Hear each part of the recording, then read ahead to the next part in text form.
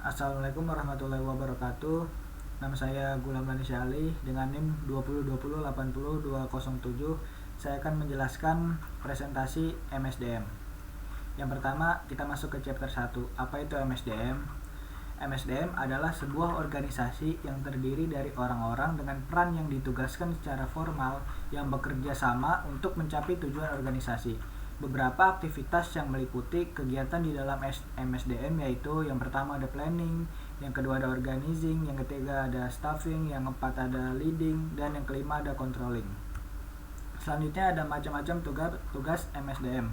Yang pertama ada recruiters, yang kedua ada analysis job, yang ketiga ada EEO atau koordinator aksi afirmasi, yang keempat ada compensation managers, yang kelima ada spesialis pelatihan, yang keenam ada spesialis hubungan tenaga kerja.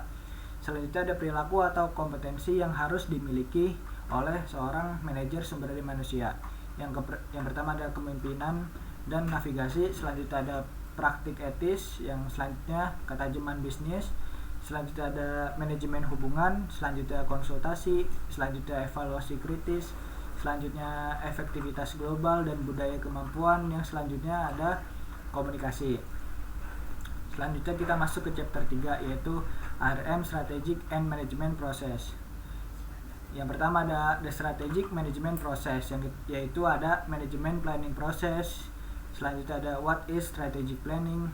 Selanjutnya ada the strategic management process. Selanjutnya kita masuk tips of strategy in MSDM. Yang pertama ada strategi korporasi, yang kedua ada strategi kompetitif, yang ketiga ada strategi fungsional. Selanjutnya ada human resource matrix, benchmarking and data analysis. Yang pertama ada improving performance stroke HRIS. Selanjutnya ada strategi and strategy based matrix. Selanjutnya ada human resource audits.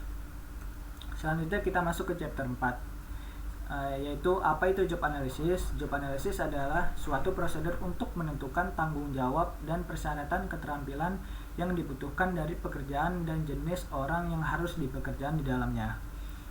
Yang pertama ada use of job analysis for information, yaitu perekrutan dan seleksi. Yang kedua ada kepatuhan EEO, yang ketiga ada penilaian kinerja, yang keempat ada latihan, dan kelima ada kompensasi.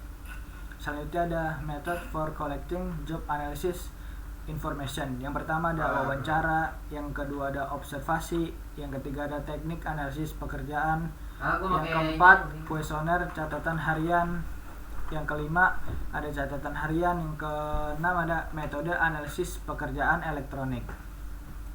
Selanjutnya ada spesifikasi pekerjaan. Yang pertama ada matriks persyaratan pekerjaan, yang kedua ada panduan keterlibatan karyawan untuk manajer, yang ketiga ada menggunakan model kompetensi, yang keenam ada bagaimana menulis pernyataan kompetensi di dalamnya. Selanjutnya kita masuk chapter 5 yaitu workforce planning and forecasting.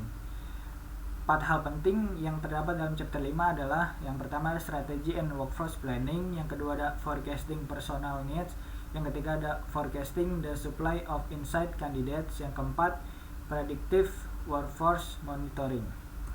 Selanjutnya ada developing and using application forms. Yang pertama ada application forms, selanjutnya application guidelines, yang ketiga using application forms to predict job performance, yang keempat ada mandatory arbitration. Selanjutnya yang terakhir ada chapter 6 employee testing and selection. Why employee selecting is important? Yang pertama, karyawan dengan keterampilan yang tepat akan tampil lebih baik untuk Anda dan perusahaan Anda. Yang kedua, pemilihan yang efektif adalah penting karena membutuhkan biaya untuk merekrut karyawan di dalamnya.